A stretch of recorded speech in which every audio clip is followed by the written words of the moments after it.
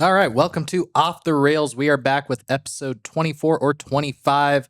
Joining us in the old, the old Wolfington chiropractic office here, Rob Wolfington. So, Cameron, take it away.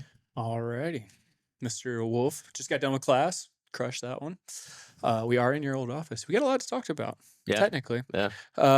So let's go back to where did fitness start with you? Like, I know you used to be a football player. Was it pre-football, or is that what got you into kind of fitness? Definitely football got me into fitness. I was all through high school, middle school. I never really cared about working out. It just was not my thing. I did not enjoy pain from working out. And through football, I kind of grew into that a little bit more. And probably around my sophomore, junior year of high school, I realized, like, if I want to play in college, I need to take this seriously and really address my weaknesses. So I really got into it then. And then through college, really started to enjoy it. I enjoyed kind of the process of it. The long-term gratification significantly outweighed the immediate gratification for me. So I really kind of enjoyed the process, and seeing how it paid off really kept me going with it. And then post football, I needed something to keep me active. So I kind of just went to like a traditional gym and just got bored of it really quick. Really monotonous, felt like a chore. And then my buddy introduced me to CrossFit, and the variety, the intensity, the atmosphere of it really kicked off fitness and staying with it. So what did high school working out look like? Did y'all have like a strength coach, or did you go in and do that on your own? We had almost nothing. Yeah. I grew up in northern Michigan. Our football team had like 25 people on it. Enough to have a team. Yeah, it was just enough to have a team. So most people were multi-sport athletes. So when football ended, basketball started. So the weight room was just like never had anybody in it.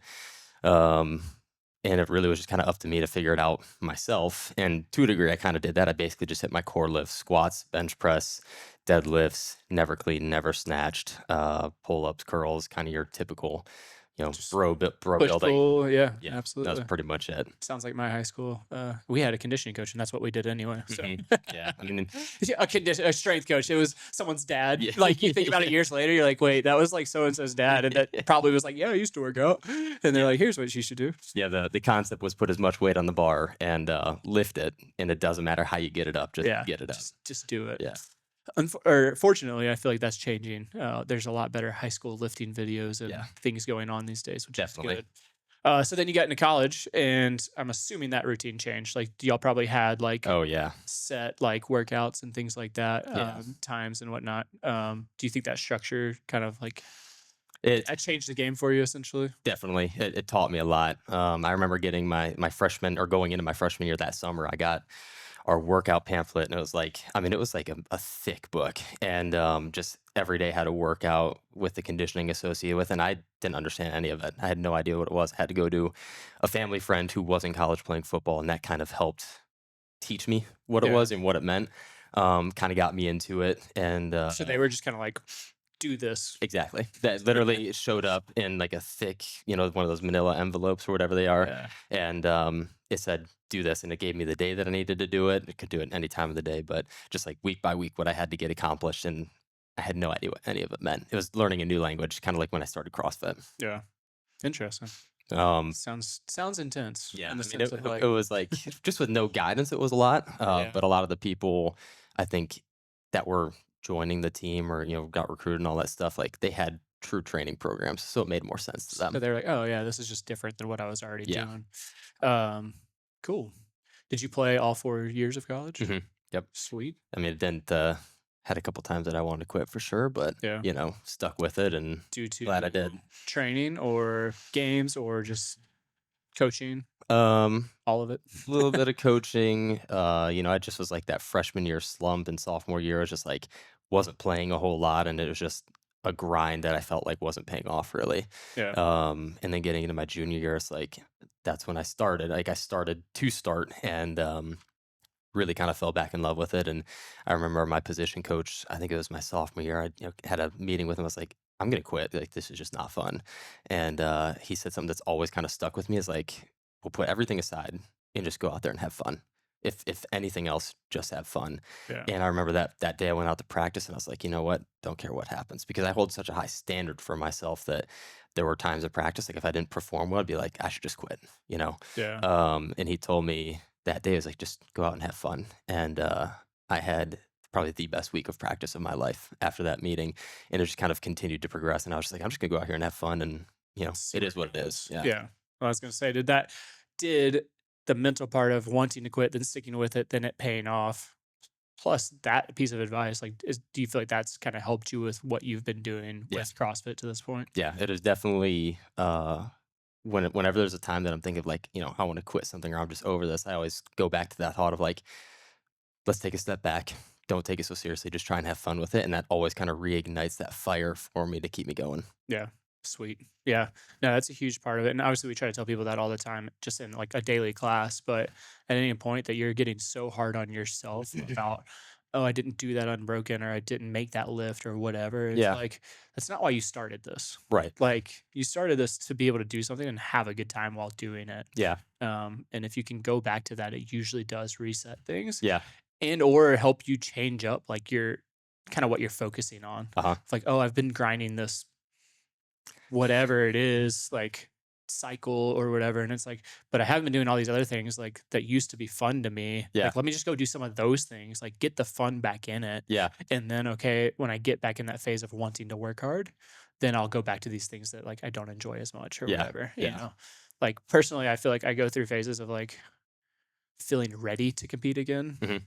And then once I feel like, okay, I'm having fun going hard, then it's like, okay, what are my weaknesses? How can I get ready for this competition? But as soon as that competition's over, if I just keep grinding those weaknesses, I get so bored and so tired of it. And I'm just like, why? Like, just go back to the things that are like, have a good time with it. Yeah. You Well, know? I definitely think even in my CrossFit, like I could go on and on about my CrossFit experience, and we will. Been going about, you know, going on 5 years now. And I think that that's a really good point that for me, I always kind of keep coming back to is I kind of get in this grind of like doing things that I don't want to do. And then I'll show up to the gym one day and I'm like, what am I doing? Like, I do not want to be here. I do not enjoy doing this. And then that's one of those days where I'm like, you know what? Let's just do something fun. Let's just do something that I want to do, and kind of take a step back and just look big picture here.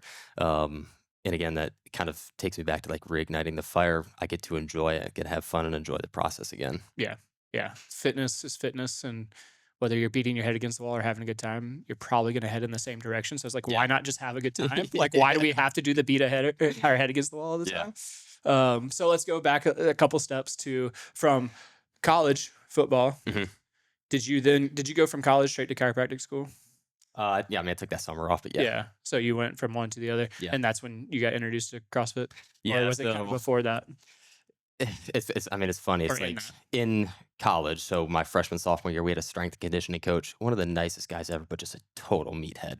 And he just bashed CrossFit all the time, and he just talked so much crap about it. And so in my opinion, I didn't know what CrossFit was at the time. So I was like, yeah, screw CrossFit. That sounds stupid. Yeah. And but then my junior year, we got a new strength and conditioning coach who was a CrossFit athlete.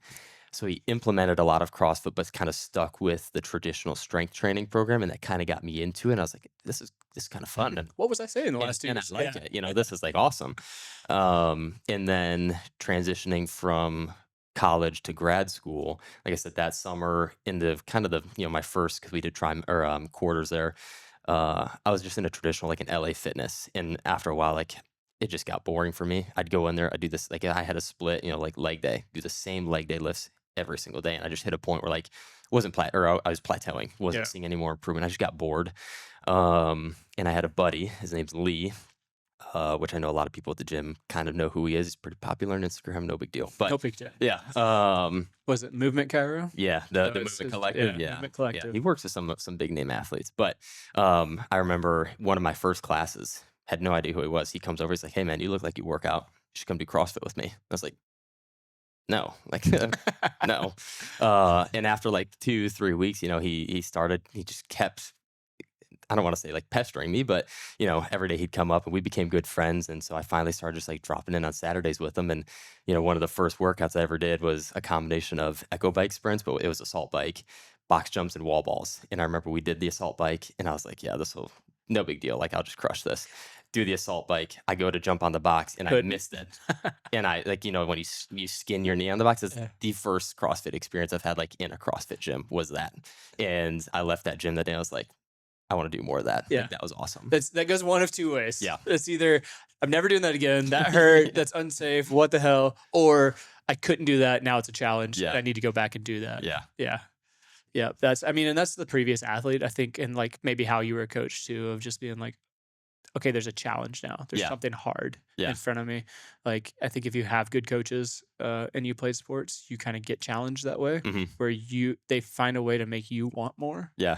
Instead of tell you how good you are. Yeah. It's like, doesn't matter how good you are, but like, do you want to get better? Yeah. And if you have that mindset, then you go into that first CrossFit experience and you go, why was I not able to do that? Right. I need to go figure that out and try it again. Yeah. And then like do that. It was a very humbling experience. We walked in, like we had to do shoulder press one of the days. And again, this is the time like I walk in there, I'm like, oh, this will be easy. And I'm lifting next to Lee's now wife, and she's a skinnier girl. Like, we set up our barbells and she was lifting significantly more than I was. And to me, I was like, what is happening? Yeah, like, it just didn't make sense to me. And then that's when I realized like there's a lot more to it than just like brute strength. And I really, really like that. And there's more to CrossFit than just like, like people just see it as like, oh, it's just exercise. And it's like, well, if done correctly and coached correctly, like we can make significant improvements in what you're already able to do. Yeah. And people don't see that from the outside. They just see like, oh, these people go hard, they go fast, they sweat a lot or whatever. And that's all they do. They just like, I can do that anywhere. And it's like, no. The coaching is what makes the difference. Yeah. And if you're in a good gym and you're getting coached well, then you do see those female athletes that are lifting more than the guys and things like that without looking like some crazy jacked lady. It's like, no, she just has good form and good technique. Yeah. She knows how to use her body and she's strong. Yeah. Like, like she's an athlete too. And I went to 386, which is where you went. And like, I felt like that gym always had good athletes, both male and females. Yeah. And like, that was like a humbling experience for me too. Cause I had been in CrossFit for a while. And when I went there, and I tell people the story all the time, like when I went to that gym, I squatted with the girls. Like when we all went on the rack and like shared bars, it was like, those 3 girls over there, like I'm squatting with them today because like we are in those same numbers. It's like me squatting with Claire here now. Like it's like, okay, that's fine. Like, and some guys like they won't do it. It's like, it doesn't matter. 225 pounds is 225 pounds, whether she's doing it or not. Like you can share that barbell, but like that was my daily experience because also the guys were fit. Like they were in the 300s. Like it didn't make sense for me to be like, I'm going to jump in with y'all. And like, we're just constantly going to be taking weight on and off because I wanted to lift. Like it just didn't make sense. Yeah. And like, as we all know with like Claire and some of the other ladies we have around here, they can go hard too. Like, you know what I mean? Like 100%. Like you can get a push out of anyone, no matter what sex they are. But that gym, it was definitely, I got humbled too, because we lived in North Carolina before we went down there for a year, and the weather change was like crazy. And I was like, how do these people do this? Just going like a sweat box. Yeah. Sweet. So you went on a couple Saturdays, and then finally you're just like, I'm going to dive into this and just. Yeah, kind of. I mean, it was more so kind of around when COVID shut everything down. The gym loaned Lee a whole bunch of equipment, and I was like, I need something to do because I'm going crazy. And because like at the time we were doing class online too, so like I was sitting in the apartment all day. It's like I had nothing to do, nowhere to go, and I could only run so much, and I was getting bored of that. So I started going and hanging out with Lee, and we'd do CrossFit in literally his driveway. And just I think we had like 185 pounds with a barbell and maybe a kettlebell or a dumbbell, and we just made do with that for, I don't know, month, 2 months, whatever it was. And was he coaching at the time? Yes. Okay. Yeah. So did he start as a coach there? Do you know?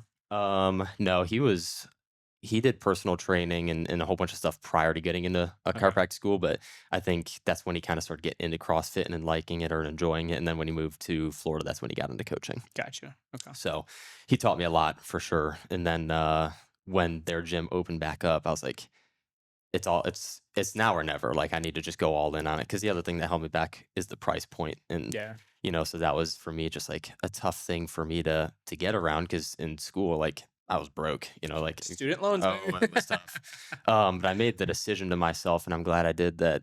It's an investment in my health, and I know the price can be steep, but there's so many other things in a week that you can cut out to make up for one payment of $150 a month. Right. And I was like, I'll make those Like sacrifices because what, $30 a week yeah, or 40? you know, don't go out and get fast food a couple times a week or whatever it is, and Yeah. you'll pay that off Or real if you're in quick. school and you go out and drink like a bunch or something at night. Like, I mean, I know like in chiropractic school, like people do that all the time. It's like, Yeah. okay, take 2 nights off a Yeah. week and you got You this save stuff. that money, no Yeah. problem. And then I realized like it really wasn't that big of an ask for me, especially going, you know, LA Fitness was like $10 a month for me. So I was like, it's a huge price jump. Yeah. But then I realized like with the mental health aspect to it, how I felt, the way the workouts felt, the improvements I was seeing, it's like it's worth it 100%. Do you think it helped you with school in the sense of like a stress Oh, yeah, reliever, for and, sure. like a place to go, like not Yeah. where like you're just sitting in your apartment or whatever? Yeah. I mean, I sent you that Instagram meme the other day where it's like without fitness and it's just like me going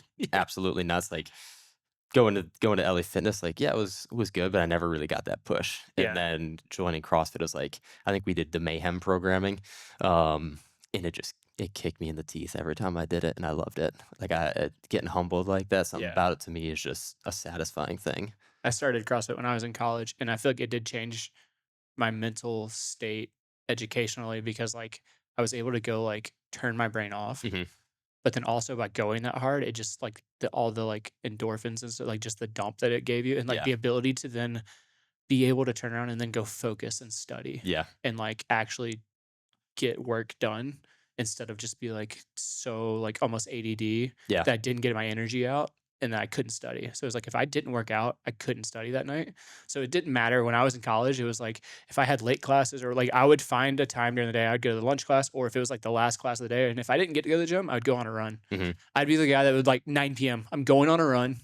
Then I'm going to shower and then I'm going to go study Yeah. at like 11 p.m. at night in the library or whatever. Yeah. People are like, what are you doing? It's like, I have to move Mhm. and it's got to be hard.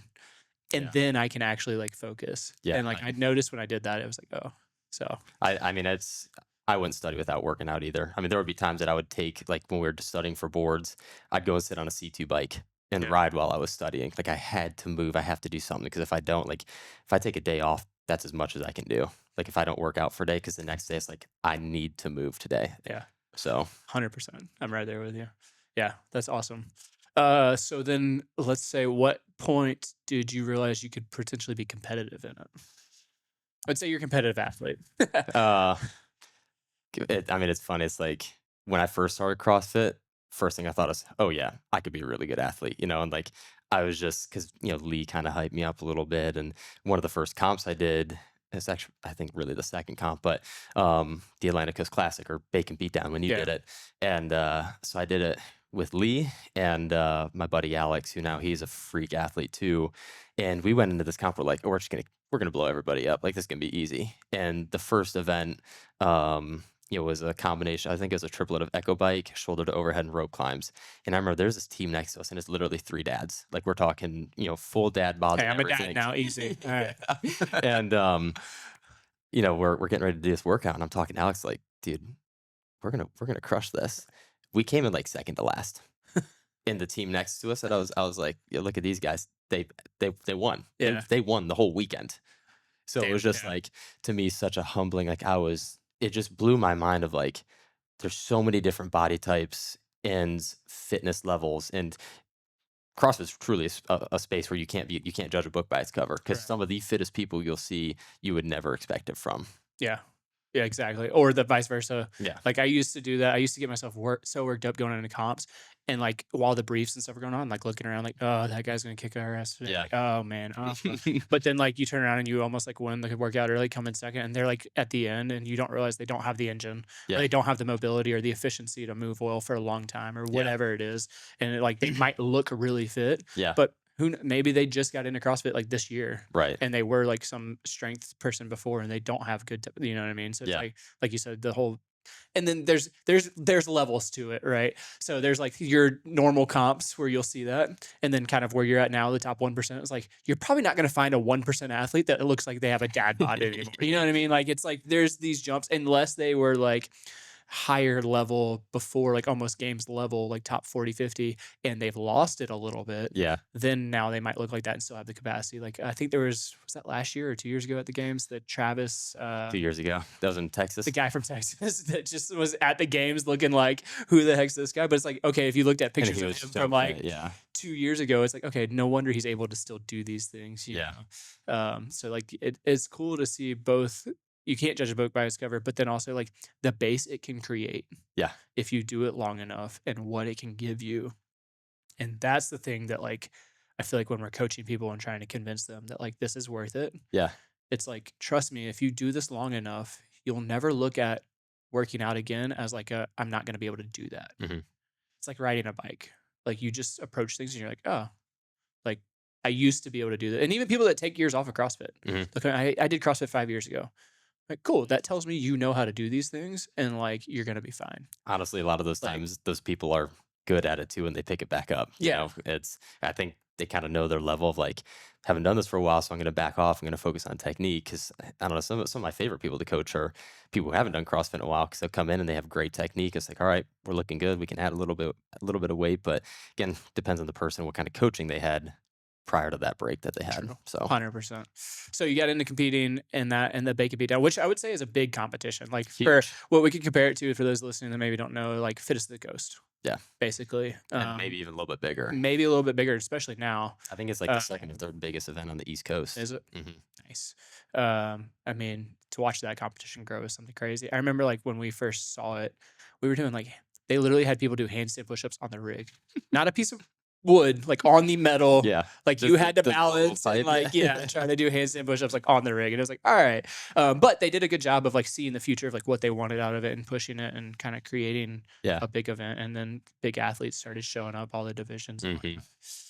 So you got your butt handed to you. Yeah. And did that turn you around and go like, okay, like, yeah, I left that and I was excited. Gotta work harder. I was excited. And I've gone through so many different phases through the years with CrossFit, which, I think will be cool to talk about. But definitely like leaving that as like, I need to work on this. Like I had a whole list of things that I needed to do. And then this is kind of where I got into that bad cycle of like just smashing my head into the wall of just doing stuff I didn't want to do. And I didn't really have a method to it. And I was just like, well, the more volume, the better. And I'd basically just picked a whole bunch of things. And, I'd set up like an EMOM or I'd do some sort of Metcon or, whatever it was and pick a whole bunch of those movements and do them not with really any intention, but just more so the volume of like, well, if I do a whole bunch of it, then I'll get better. Yeah.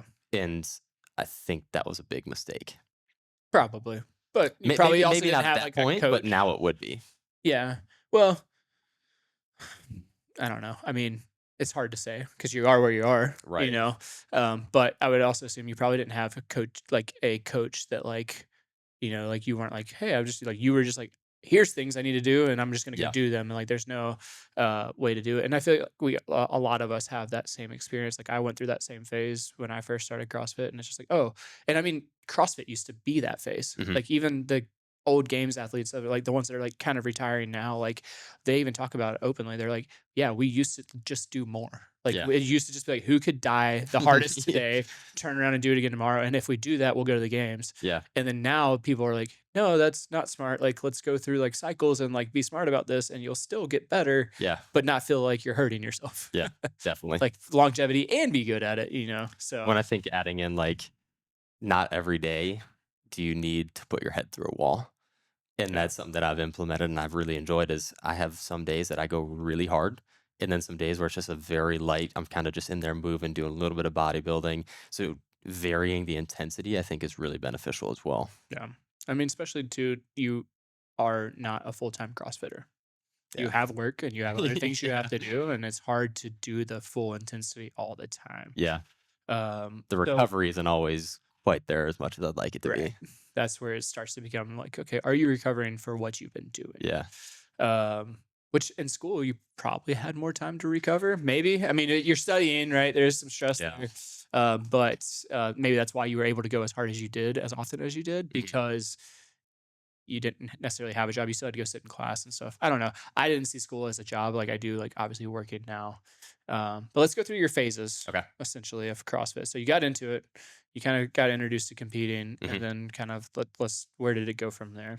So I mean, after that competition, I was like, man, I want to get better, and it gave me a big drive. And I kind of had to shift my mindset a little bit because post football, I was like, I'm never going to clean heavy again. I'm never going to squat heavy again. I'm never going to bench heavy again. Like I just had this in my head. I was like, I don't ever want to do those things again. And then this competition kind of started pushing me a little bit closer back to that. Yeah. So that phase was like, I just need to do more. I need to do everything. I need to do more of it. So I was going to the gym like 2-3 times a day.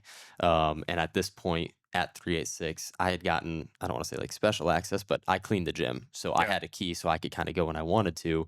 So I'd go and do a class, and then I'd go back at night, do another workout, and like clean or do something.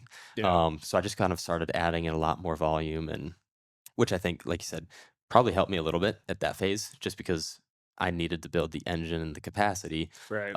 And I think at that time I was a significantly stronger aerobic athlete than I was strength athlete. And then from there, going through school, that next kind of phase was getting into, that was like graduating school. So I did that for, 2 years or whatever it was. After graduating, then kind of joining here, I kind of was still in that phase of like, I need to do more. I need to do more, because I was seeing the improvements. I was like, I'm getting to be a better athlete, and I'm kind of hitting that verge of like, quarterfinals athlete, kind of getting closer to that like 98, 99th percentile. So quarterfinals then was top 10%. Yeah, that was my first year. So you did CrossFit for 2 years before you moved here. Yes, basically. Yeah, I believe so. It was close, something like that. Okay. Yeah. I start my first CrossFit Open was the one with the wall walks double unders, which we just recently did. Yeah. So was that 21 or 20.1 or whatever? That was 21.1. I think it's 21.1. I think it was 21 as well. So that was I started COVID. CrossFit 2 weeks before that, like officially joined the gym. Yeah. And that was it. Yeah. So since then I've been doing CrossFit. Do you remember what you came, like kind of what percentage you were in your first Open? I was close to that top 10%. I was like, you're around like 90%, just Yeah. from already being a good athlete and whatnot. yeah, just from Yeah. general baseline. And a lot of those workouts were just good for me because they were aerobic capacity, Yeah. and that's what I was. Was that the year? I think that might have been the first year they changed it to 3. Was that 3 workouts? No, there was Or was there still 5 workouts that year? one was a 2-part score. So it was 4. It was 3, but 4. Okay. Yeah. But I think that was the first year. I can't remember when they changed from, because the Open used to be 5 weeks, Mhm. no quarterfinals. You just went for 5 weeks, and then if you made it to a semifinal or a regional or whatever they called it, then you would go, right. And then they Yeah. changed it to 3. And when they changed it to 3, it became more aerobic Mhm. gymnastics, like not necessarily high skill, but just like how good is your engine? Yeah. Can you do these base things? And if you're good enough, now you'll make it to that next level. Yeah. And so that makes sense that you were able to kind of hit that top 10%, because it's like you didn't have to be able to squat clean or squat snatch or like Yeah. But the bring only, muscle up or whatever in Yeah. the Open. really the only hard workout in that one for me personally was 21.3 and 21.4, because that was, the front squats, pull-ups, thruster, and then it was chest bar and then muscle up, and then Yeah. you finish with a 5-minute window to build a heavy, Clean and jerk? Or is that deadlift, hang clean, and like a jerk or something like that. And I just wasn't strong, and I had barely had muscle ups at the time. I remember I did that workout, and my hand was so torn from doing the muscle ups that I couldn't grip the barbell because there's so much blood on the bar. Yeah, it was nasty. Yeah. But yeah, okay, getting back into phases, coming Yeah. here, it's like there was a while here where I was just bashing my head into the wall, and I was doing more and more and more. And I'd, on my lunch break at work, go and do a hard hour. I'd come here after work and do another hard hour, and I did that for like 3, 4, 5 months, and I saw really good improvement at the start, and then it really started to decline. Yeah. I mean, we got to a point where like, we did DT, or I did a workout with DT in it, and I couldn't do a full round. Yeah. And I was like, this doesn't make Something sense not to me. right. Yeah. We did Fittest of South Carolina, and like doing that event, like I could barely clean 225, 250, kind of in that range. I was like, just something is wrong. And then that's kind of when it clicked with me that like I need to back off. So I took a month of just like, I'm really backing off that intensity, and just trying to do a couple, maybe 1 or 2 hard days a week. And then since then, that's kind of been my approach. Is I have a couple hard days a week, and then I have my lighter intensity days, and I'm actually taking days off now. Yeah. So I used to not do that at all, right? So now it's like at a minimum, I take 1 day off, but I try and aim for like 2 days. Yeah. On that second day, I'll do like, a long walk or go play pickleball or something that's just lower intensity. Right. And the improvement that I've seen over the last couple of months with that approach has been night and day. Yeah, because I think we had some long conversations around then of like you have to recover. And that was the biggest part, was that you weren't getting recovery in, because you were even coming when you all first moved here. You were coming to like 5:30 a.m.s, like on the days that you went to work.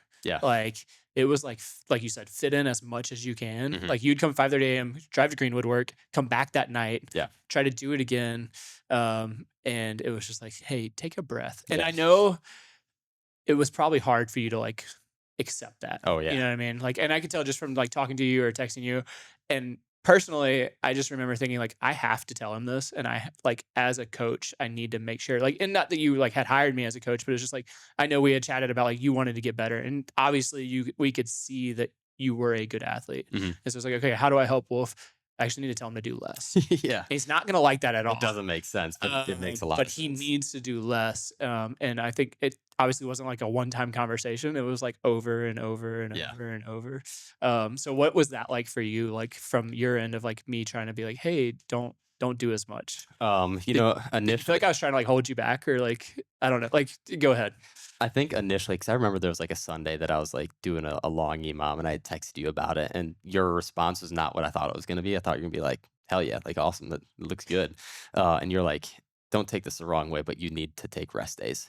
And initially I was like, is he mad at me? and like the first couple times we had that conversation, I thought that you were mad at me for like utilizing the gym space, you know, just not because during class. Or whatever, yeah. And so like it kind of, I don't want to say it rubbed me the wrong way, but it made me a little nervous. And I was like, I don't know if I'm upsetting him or like what, you know. But then it finally, you know, as we kept talking about it and through that phase when I was like getting to those points of fatigue where I was just like showing up to the gym just dead and I had no energy. And it got to a point, instead of like hitting a workout with 100% intensity, I would hit it with like 75% intensity, because I wanted to hit the workout later with 75% intensity or 50. And there comes a point where the lack of intensity doesn't mean you're going to make progress. Like the lack of intensity with more volume, it really probably isn't going to benefit you more. Yeah. And you've said that to me word for word before. Is like, because I think there was a workout that at one point you had written for, I sent you the workout and you modified it for me. And in the workout, like looking, I was like, I'm going to add more. This is easy. And so I added more. It was like handstand walks or something, like more distance to it. And I finished it and I told you that, and you're like, well, why'd you do that? And I was like, well, the distance you gave me was easy. And you're like, well, adding more volume it's not going to like give you more, you know, benefits. Like, it was written a way or a certain way for that reason. And you need to look at or approach that workout, you know, and I do that now. It's like some of the workouts that we do, it's like, maybe I should add weight or maybe I should add more reps. And then I think, you know what? Maybe I should just attack this with 100% intensity and either aim for like unbroken or smart sets. And instead of, you know, scaling that workout to be harder, attack it just in a different way with how it's written. Right. Like a perfect example is this morning we did the Chief, right? That's a benchmark workout. You're probably not going to add weight to a benchmark. So it's like, okay, I'm going to go as hard as I can. So next time I could test this again. And it's like 135 power clean's not hard for you. Right. How hard was that workout? It still sucks. Yeah. Puddle of sweat on the floor, like dying at the end. You know, I was going to squat after this, but I don't know if I am right now. And those are the examples. And again, like I've had to go through those phases or see people go through those phases to then turn around and be like, hey, I know this is what you want. Trust me, you got to do this. And it's just like, okay. And now to hear like, and it's probably cool for people, because I feel like everyone, if I was like, hey, how often do you think Wolf works out? Every day, twice a day, blah, blah, blah. And it's like, now you're like, no, I try to get 2 rest days in, you know, like, and you try to like, and it's like, people need that. And I think I learned that lesson from Spencer Hindle. He was at my L1. He used to be a games athlete. And he was at our L1 during the Open. And he was like, I do not work out on Thursdays or Sundays. Like, I don't even go close to the gym because I will do something. Like, I stay at home. And you're like, okay, this is a guy coming in the top 10 in the CrossFit Games a year, works out 5 days a week. Why the hell am I trying to work out 6 or 7 times a day a week? Multiple times a day. Multiple times a day. Like, this doesn't make sense, you know? And then once you start to understand that recovery is such a big thing, then you're like, oh, this starts to make more sense. When I think too, from a personal standpoint, is like, to come into the gym not recovered in trying, you know, hitting like a heavy barbell. When you don't hit what you think you can hit, it can be very frustrating and demoralizing. And I've found that, taking the rest days and modifying the intensity on certain days or kind of varying the intensity. I can come in here like I came in here on Friday, and PR like a power clean complex or something. And it really kind of boosts the morale for me personally. And so like a normal week for me is like my Mondays, I only have an hour to work out. So I go in there and I hit an hour hard. Tuesdays, I have a little bit more time, so I kind of back off the intensity of how hard, like how quickly I need to hit it, but I still do high intensity in terms of the weight and reps and whatnot. Wednesdays, never work out. Don't work out on Wednesdays. That's kind of my dead set rest day. Thursdays is purely just aerobic, so it's pretty high intensity, but it's typically like only 30 to 40 minutes. Friday, do the class. Tuesday, I do the class too. Fridays, I do the class because I have the time. If I have extra time, I will do kind of a heavier lift again, just because I have the time. Yeah. Saturday, I'll do the class. Sundays are always going to be some form of a rest day. It's never a high intensity day for me because I feel just like a good day for me to sleep in, let my body recover, and hang out and relax. Yeah. Enjoy not working. Yeah. Yes. Or driving. Yeah. Yeah. I mean, I feel like, was that like 6 months ago? We kind of hit that burnout phase. Where we started talking about where Wolfington chiropractic. Yeah, I mean that was part of it. Yeah, but then also the gym. Like we had that full conversation of like you were just trying to do so much between regular work, your own business work, coming to the gym, coaching, and adding all this other stuff in, and it was just like you weren't enjoying anything anymore. Yeah, no, right? everything sucked. Yeah. I would say the fitness aspect probably it really hit me last August, early August.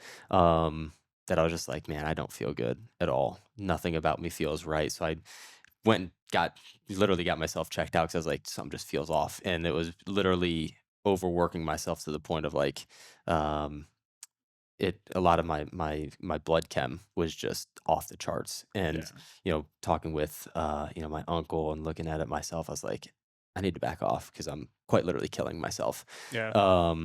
So that's when I really took a step back. And then I kind of think just outside of CrossFit, I was like, I'm doing too much and I need to give my body a break. And so from that point, that's like I really backed off. And then even kind of around that like January, February point where we were talking, it's like I was still kind of burnt out. Like I burnt myself out so badly that it took me like 4 to 5 months to like get back into a clear mental headspace to like approach it with a good mindset. And then coming into the open, that's when it really kind of started to set in for me. I was like, all right, I'm ready again.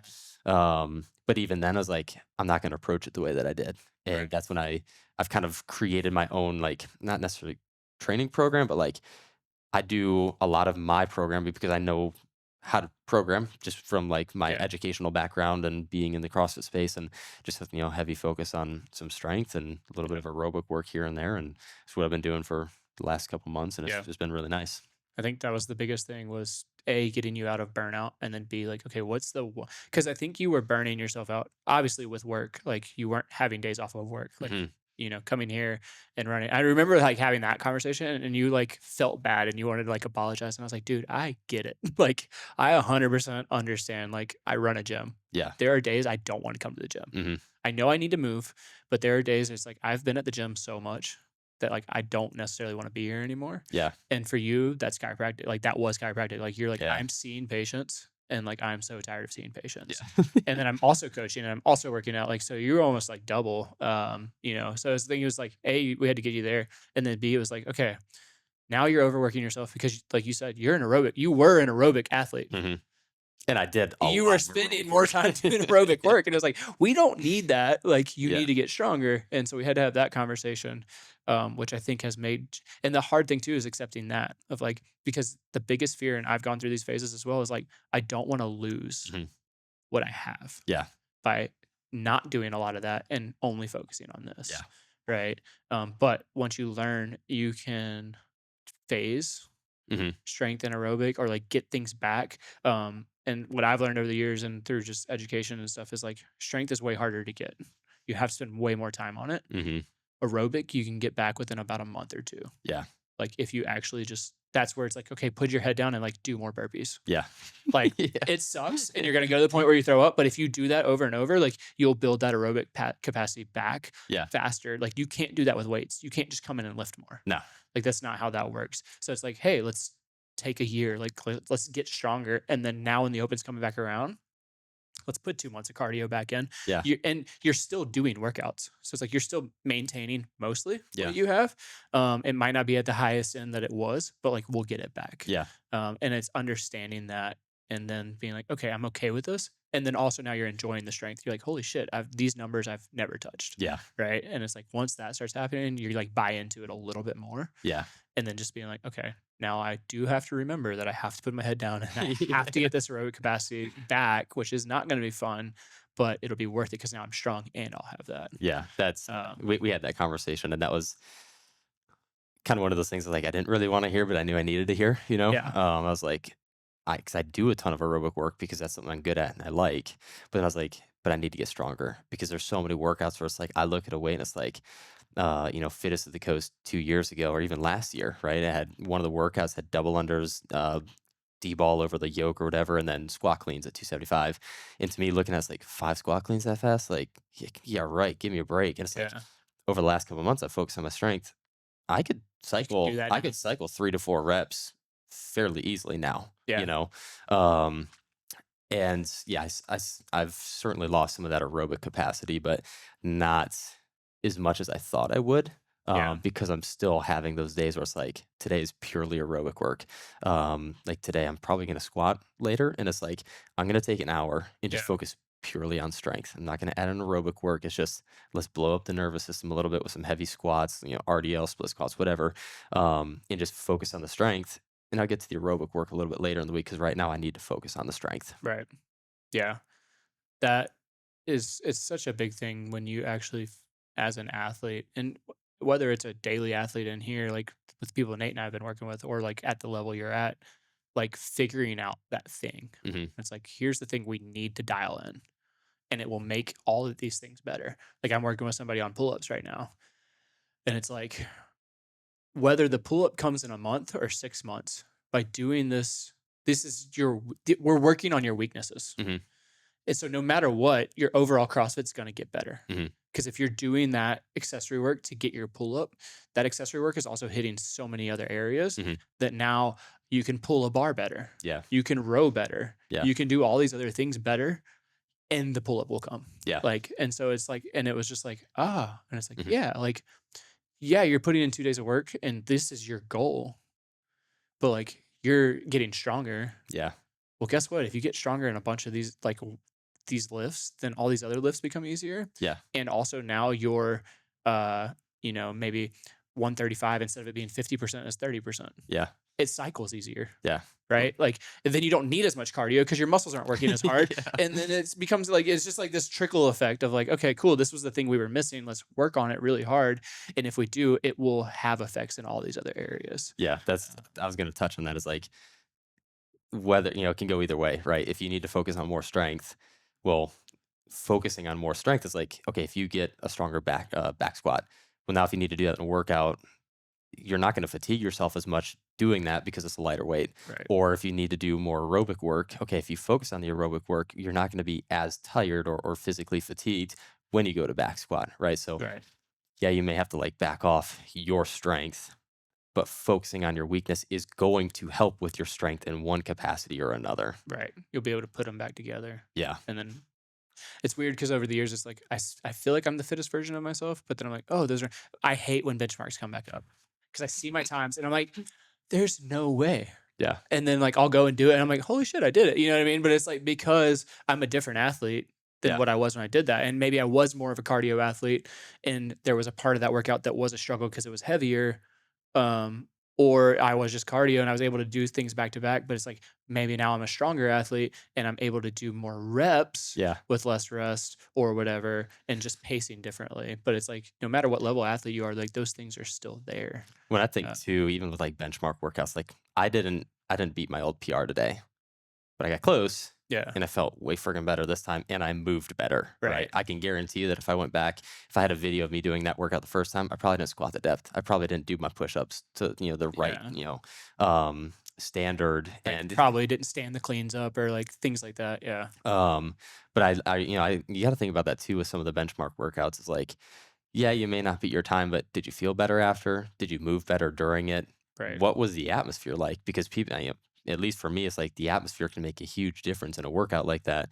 So kind of being able to utilize the benchmarks to like, you may not be the fittest aerobic athlete at the moment, but you may be stronger and slightly less aerobic, probably still a better athlete than you were, or at least you know how to move better. So I think there's a lot of different ways you can look at it. You know, you have to use perspective to really get kind of the best idea of where you're at.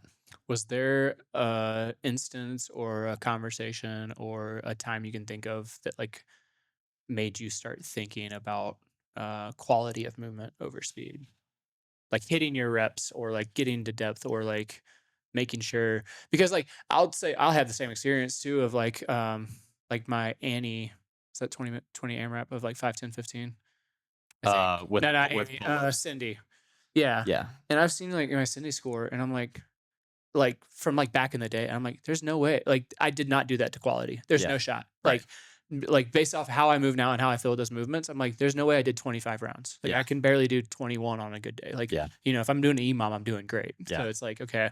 So like, do you have like when did that shift for you from like, I need to make sure I'm moving well and doing well? You know, I think for me, it's just like one of the first times I was like, I need to move better. I was like, I just got tired of people questioning, like, did you move to quality? Like, if you had a good score and they'd kind of like give you a question like, oh, like, did you really do this? Like, that to me just kind of pissed me off a little bit. So I was like, you know what?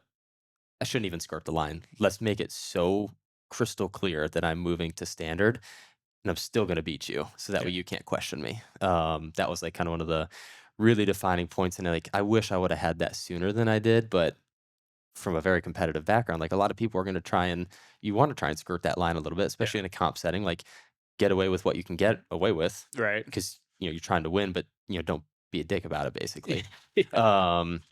And then, you know, there are times like looking at benchmark workouts, like I'll look in Sugar Watt and it's like, you know, I remember I did this one time with Diane, the handstand push-ups and deadlifts. I looked at my score. That is Diane, right? Yeah. And I was like, I was the strongest I'd ever been in terms of like overhead inverted pressing and deadlifts. And I looked at a score from a while back and like, I was like almost 30, 40 seconds faster. And I was like, there's no way. So I literally went in and deleted that score. I was like, there's no way that that's real. Yeah. And then input, you know, the new score. And, you know, I don't think that was the right approach, but I think that I probably just wasn't moving to a great standard. Yeah. And I mean, it just could have been a different, you know, atmosphere or whatever. But, you know, in terms of, I don't really think that there was like a specific conversation necessarily that I had that was like, hey, I need to move to quality. I mean, Tiff will get on me about it, which I really appreciate. There'll be times that I'm doing a workout and she's like yelling at me from across the gym. She's like, get lower. Yeah. And it like clicks. It's like, hey. Well, there's definitely times I've noticed like in the last year where you used to send me videos. Does this count? Like, was this a squat? Was this whatever? And I'd be like, and I'd like freeze it and like try to draw a line to show you like kind of the difference. And it's like now if I watch you, it's like, no, that's definitely like, right. There's a like that is clearly good. Yeah. Like whether it's power or squat. So I think either whether it's your mobility or just your ability to get into that deeper position or like, you know, are you locking out handstand push-ups or like, are you doing it? It's just like your quality of movement has gotten a lot better. I didn't know if it was maybe making the top 1% or like fittest of the coast or something where it's like, I do agree that on some competitions, like we got to push the lines. But I also, as the gym owner here at CrossFit Taylors, I have pride in like, I feel like we can go to almost any competition and it's like, our athletes are never the ones that it's like, that guy, like, you know what I mean? Like you're watching a line of people do wall balls. Yeah. And usually it's like our athletes are doing wall balls. Yeah. And there's people that are doing like half wall balls and our athletes are losing. And it's like, well, we're squatting to depth. Yeah. Like I'm proud of that. You know what I mean? And it's like, I don't care that you came in third or fourth. I care that you did it right. And could we do that faster? Great. Yeah. But like, if you're the one that like everyone in the stands is like, well, they didn't really do it. Yeah. It's like, you don't want to be that guy. Right. You know what I mean? I think just from personally, like, you know, I'm very prideful in what I do. And so I really try to follow the standards and I try to make it crystal clear. I just think that it's a better approach and I'd rather leave it, you know, answered as opposed to where you at, you know? And that's why I record myself so much when I work out is because that gives me a good visual of like, all right, I know when I feel this certain range, like squatting, I know when I hit this certain range of motion, how it feels that I am surely past depth. Yeah. You know, again, there are still times where it's like, if I'm doing like a power clean, oh yeah, I mean, it was hard. Yeah. You know, but again, it's it just came to a point for me where it's like, I don't even care what my score is. I want to make sure that I follow the standard for myself. Yeah. And it doesn't matter where I'm at on the leaderboard. I want to move well, because moving well, hitting that full range of motion is going to benefit me further down the road for that long-term gratification.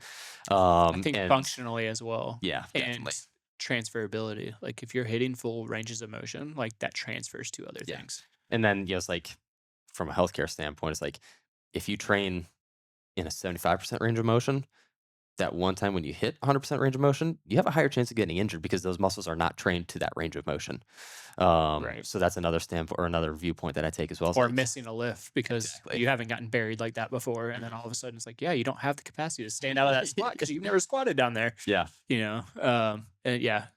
Do you think your healthcare background, like with chiropractic school, has that like transferred at all into CrossFit, or like, other than like, obviously you help take care of people that are athletes and Mhm. yourself, like things, but like, do you see it, has that benefited any other way, you think?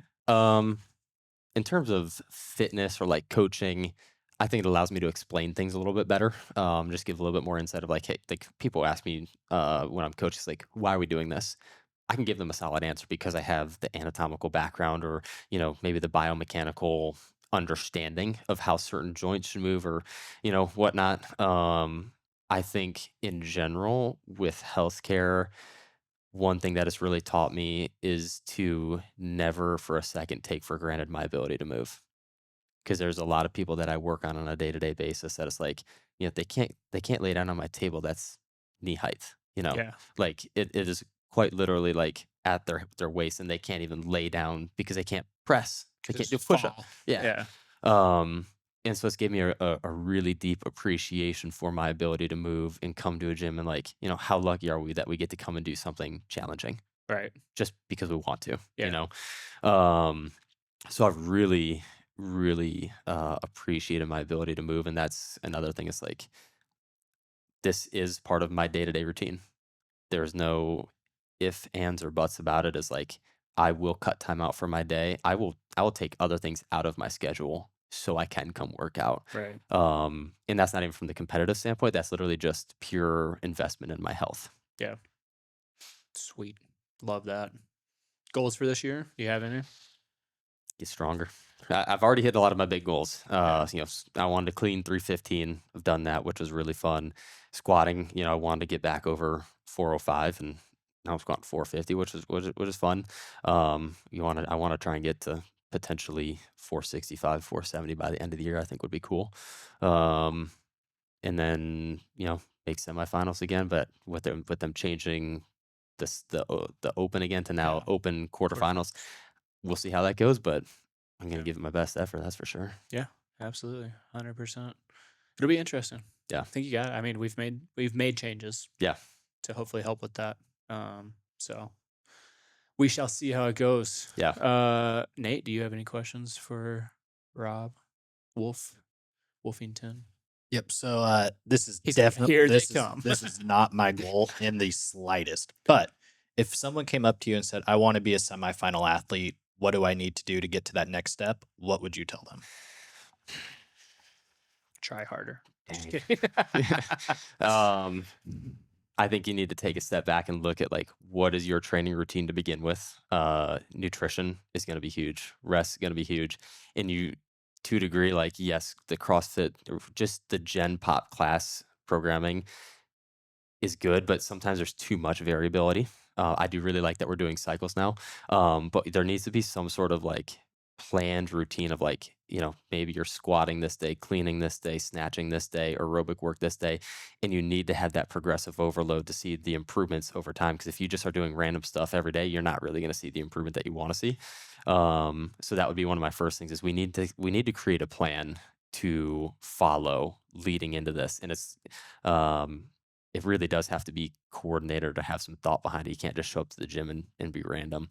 And you gotta believe in yourself, and you gotta be disciplined. You can't just, on a random week be like, yeah, I don't want to do this week. There are going to be days that you're going to show up that you don't want to work out. Showing up is half the battle. And there are going to be days where you can't give it 100% intensity, but you give it your best effort. And I think giving your best effort is better than not doing anything at all. So that, I don't know, not a super great answer, but you know, you need to have a plan of attack. You need to follow it. You need to be disciplined, and listen to your body, recover, rest well, etc.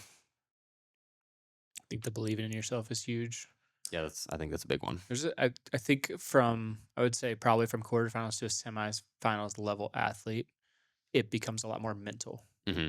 There's a lot of people with the physical capacities, but probably mental and time. Yeah. Do you have the time to recover, put into the thing, but do you have the mental capacity to make it your focus? Mm-hmm. And then also the mental capacity to, while you're doing it, stay focused and make it hurt. And enjoy the process. And learn how to hurt and enjoy it. That's the hard part. That is the hard part, because for me, that's, I think, one of the benefits for me is, like, you know, call me sick or twisted, but I love hurting in the middle of a workout. I enjoy that part of it. Don't really enjoy the start.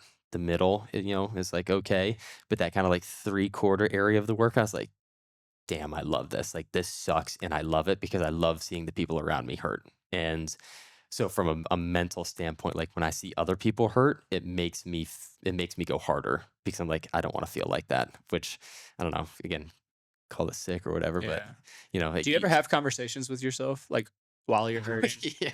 Like, sometimes I'll tell myself, like, especially when I'm redoing a workout, Yeah. I'm like, you wanted this.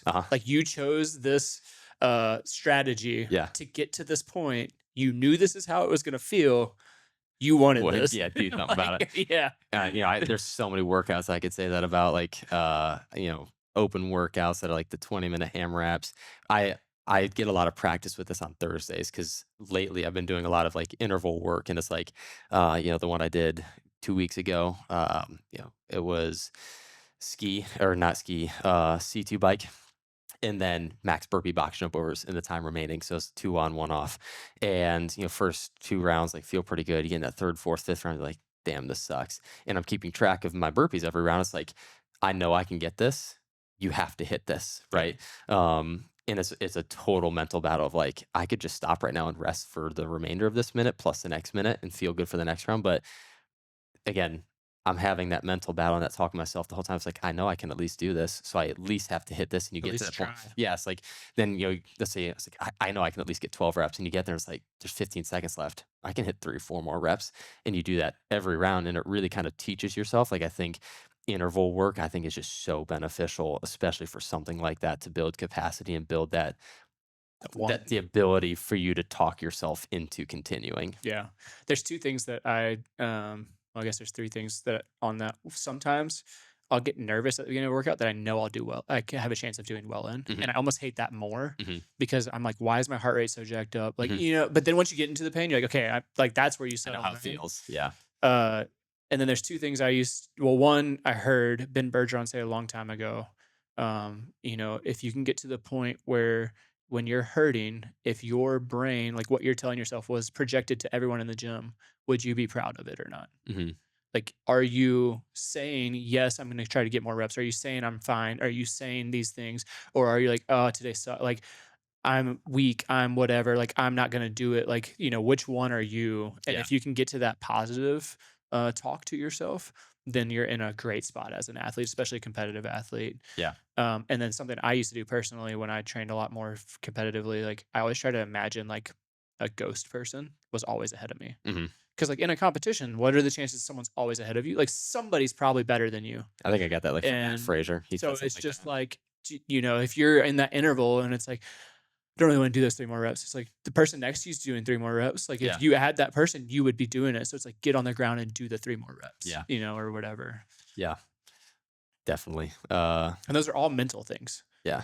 But it's like, you have to have those to take that to the next level. And if you don't have that, then, like, that's something, whether it's interval work or whatever, like, you need to start trying to work on. Right. Is like, get yourself tired and then tell yourself you can do it. Yeah. I think mentally too, you kind of made a good point. It's like, I don't know if I've ever really in the middle of a workout where I'm sucking, like, or it really sucks that I'm like, damn, I suck, or damn, like, I don't know. And maybe it's just because I'm in the workout, but it's like, I'm always telling myself, you can get 1 more rep. you can get up and move, you can keep moving, you can finish this. It's like the positive self-talk. Like if you talk negatively to yourself in your head, Yeah. you could just quit right there. The I don't think second there's you any go, point this continuing. hurts. What am I doing? Then It's over. You're done. It's over. Yeah, for sure. Do you think you always had that ability to hurt and like enjoy that? Or do you think you were like you got coached into that or like something switched where it's like, oh, I actually do like hurting? Probably a combination of how I was raised by my father. When I'm, it's like, to me, it's like if I start a workout, like it's a minor thing, but like I made a commitment to do this workout, so I'm going to finish this workout. And to me, it's like that alone is enough to be like, I'm not going to quit. I'm going to do this whole thing. But I think I really learned that playing college football, because a lot of like our spring training schedule was just brutal, especially in Northeast Ohio in the winter. We'd be doing sprints at 5:30 in the morning in a blizzard, and it's like it sucked. But having the people around me, having it suck for them too, really strengthened that mental fortitude for me. So again, like I do a lot of my training alone, which I hate. It's not fun. Work out in a class. A class is so much better. Um, but when I am in a class setting or working out with other people, it's like I can hurt by myself. I know I can hurt with people around me. Um, I think a lot of it's just self-taught and again, just kind of prideful for me. And then on top of that, because I know that it is a big benefit or like a strength is like I know I can hurt and I know there's a lot of people who can't hurt. And that's going to give me a really big benefit in this workout or this comp or whatever it might be. Yeah. So I think it's a little bit of, how I was raised to a minor degree, but a lot of it's just like, I freaking love hurting. Something about it to me is just like that endorphin rush at the end of the workout is so intense. Um, it, you can't beat it. You kind of know it's a competitive edge for yourself. Like, Yeah. hey, this is a 12-minute workout and everyone's going to be fine, but the last 2 minutes, I'm going to be better. Yeah. Yeah. And again, I think, it's like there's somebody next to me going faster. Yeah. And it makes me push a little bit harder. Yeah. I like it. Yeah. Going back to that ghost person, to your point, Matt Frazier always said he would picture Katrin David's daughter next to him because he knew she would just go fast no matter what. Mhm. Is there a person that you think about when you're doing a workout that is probably going to go harder or faster or whatever it might be? Yeah. My buddy Lee Pinkham, Movement Collective. He's one of those people. He and I are very similar. And then on top of that, one of the other guys from that friend group who like we were all 3 6. His name's Alex Richards. He's a total freak. I always think like a lot of the workouts that I do, I imagine him next to me, moving, and it really pushes me to go harder because like truthfully, I don't know if I've ever beat him in a workout, and if I have, it's been few and far between, and that really gives me a lot of drive because like I want to so badly just finish a workout and tell him that I beat Cheer him on. Yeah. Yeah. Aha. Which is like tough, it's like he lives down in Florida, so I don't get to see him often. But, if I ever had that chance, I sure would take it to talk some smack. Absolutely. Good deal. All right, last one for me for you. Pretend you can never walk into a CrossFit gym again, but you can take 3 items from the gym. Mhm. What are those 3 items? Probably a C2 bike. Oh, okay. Why is C2 over like an Echo or a rower? Well, he's not done yet. I know, but I think you're only going to take one cardio piece, right? Probably. Okay. Yeah. So Okay. why the C2 over an Echo or rower? Well, now that I think about it, maybe a rower, but I really like the C2 because I've done some of the worst workouts I've ever done on a C2. Simplicity sometimes is the best, and some of the hardest workouts were the simplest workouts, but they were on a C2, and I don't like rowing. I do not enjoy it personally. I think if I wanted something that gave me more benefit, a rower, because again, with a rower you could probably do just as much, if not more, than a C2. But I just enjoy the C2 bike a lot. I like it, and I like to have fun when I work out. So that's number one. Man, you should have told me this one before. Oh, we don't like to let people play. Yeah. Probably a sandbag as well. I feel like that's a pretty versatile piece of equipment. And then, I mean, if I get What weight? probably 175. I feel like that's a pretty good middle ground where a lot of comps use 150, but 175. Not only does the bag feel good because it's not overly full, but it's a nice middle in between that 200, 150 where if I want to kind of get the stimulus of a 200, I just add 2-3 more reps to whatever it might be. Would you be able to do more with the 150? I don't know what else. I guess you're doing cleans, carries, squats.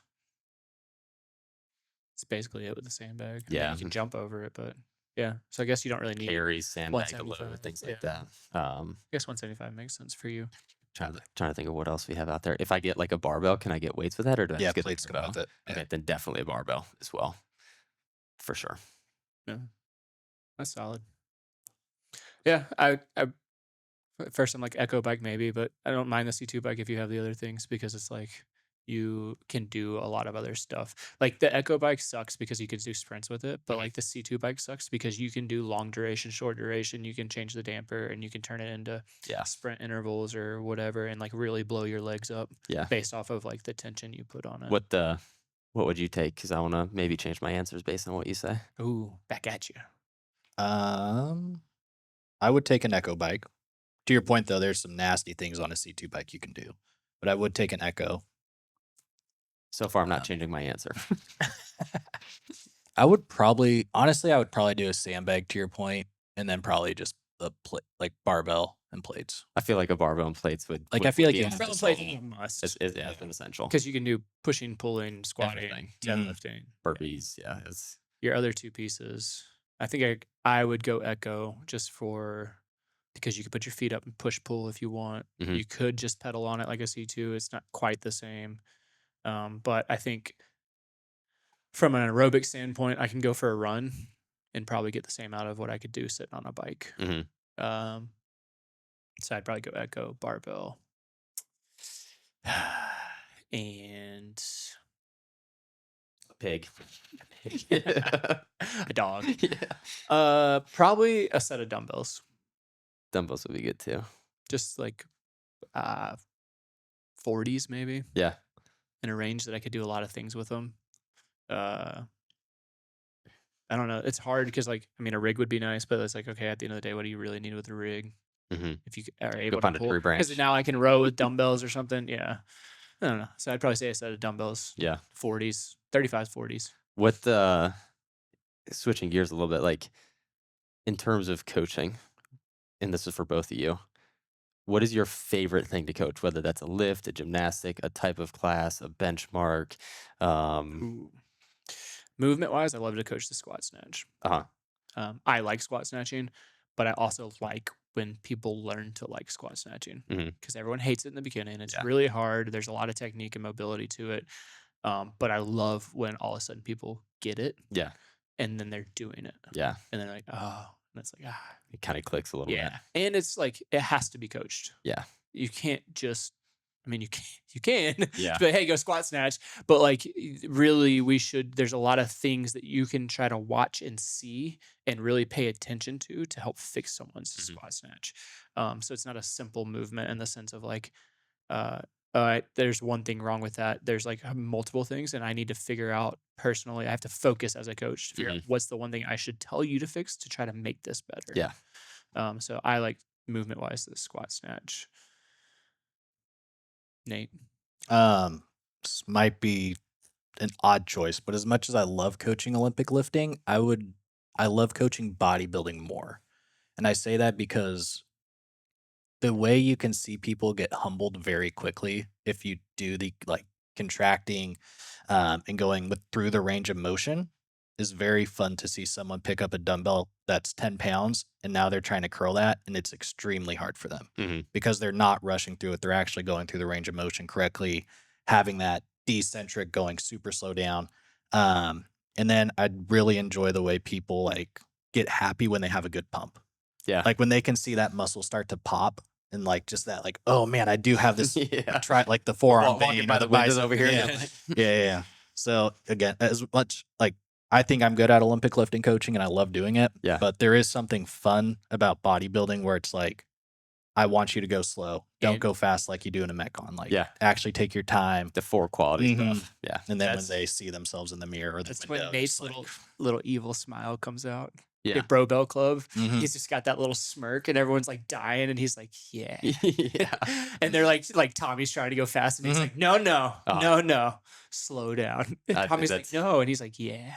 I do appreciate that about the bodybuilding is like everything that we do is so fast. When you start slowing things down, and focus on the concentric, the eccentric, maybe a little bit of isometric work in there, it's like that is humbling fast because so much of what we do utilizes, the kind of the drive from the core. Whereas like, if you go and do a lift, just nice, slow, controlled, you're focusing on what you're doing, you get as much out of that in like 15, 20 minutes as you do in like, a 45-minute to an hour long class sometimes. Yeah. Coaching wise, I like coaching big classes where I have to really, I mean, our shirt says it, control the chaos. Like, are you thinking about the way things should be set up? Are you thinking about the time management pieces? Are there enough people that you're constantly like walking around, checking in, do it? Like, that's fun to me. And I feel accomplished as a coach when I get through a class and it's like, Yeah. cool, everyone got through it. They still got a good workout. They scaled appropriately, things like that. But I also enjoy one-on-one coaching a lot. Helping people specifically learn a movement is cool because it's like, okay, like what's breaking down and what do we need to do? And then how do we fix it? Yeah. And then again, you have to think like, because I can give you a cue and it might not work. Yeah. And now I have to think about another cue or like some other way to fix this problem. Yeah. And that's fun for me too. So I guess anything that makes me really have to be focused and think versus like a 4-person class on a day that's nothing complicated. Yeah. Like I'll still bring energy, but it's not like I don't look forward to coaching that class necessarily. Yeah. I really like the larger classes with a heavy lift, whether that's like finding a heavy 1 rep, finding a heavy 2, heavy 3 rep. I just love those classes because I love seeing people lift something that they aren't sure that they can do. And for me to be standing there they're like yelling at them or telling them to add weight or something about that to me is just so satisfying. I love watching people do things that they don't think they can do. Yeah. That's probably the most gratifying thing I think out of coaching is watching people, like whether they're new to CrossFit or they've been doing it for a while, like just that like, holy shit, I did that. Yeah. Thought and excitement. Yeah. And then to watch them grab onto that, that's fun. Because then you see it like in the following week or couple weeks, it's like all of a sudden they're a different athlete when they come in or they're asking different questions. Yeah. And you're like, aha, something clicked. Like you believe in yourself now, that's fun. Well, I think even a good example, so Brittany, when we did, it was like finding a heavy 1 rep power clean or something. She cleaned 135 and she was like, I can't do this. So I just told her, I was like, do a shitty squat clean basically. And she ended up actually squat cleaning it, which is awesome because it was still a PR. And then this last Friday, she does a power clean at 135 and she literally caught it almost standing straight up. Yeah. And it was like just that to be able to do something that she didn't think she could do. And then she was like, I can do this. Suddenly she's just reached a new level of strength that she didn't know that she had, which I think is just so cool to see. Yeah. Yeah. 100%. Do you think, well, obviously when you started CrossFit, you probably never thought you would coach. Do you think coaching has changed your view of like 100% CrossFit and like what you can bring? Yeah. When I first started CrossFit, I said I would never compete. And now here we are. I do any competition I can really get my hands on. I didn't really think I would coach. And then when I came here, I was like, man, I really like CrossFit. If I had the opportunity to coach, I would take it. And I remember talking to you, I was like, if you're looking for another coach, I'll go and take the course. I would love to, just because I really enjoyed it. And then taking the course and getting a deeper understanding of it was really eye-opening. You learn so much in that course about the methodology. And to me, it's like the sport of CrossFit is cool, but the methodology is cooler. And then seeing how you can apply that to people's lives and how it improves their lives makes it that much cooler. And, again, I think I get a little bit more of this personally just because I work in healthcare and I'm working with people day in and day out. But being able to, like, I've convinced some people to go and do CrossFit. I pester them about it, like Lee did to me, but to see how it's changed their lives and how they move better and how they feel better. And even the people that we've coached here, another example, Kevin, when he first got here, I remember one of the first classes, he's like, I was told I'll never squat again. He told me that the VA or somebody told him that. He's like, yeah, I was told I'll never squat again. I remember watching you coach him squatting. Yeah, and I was in the old gym space. Yeah.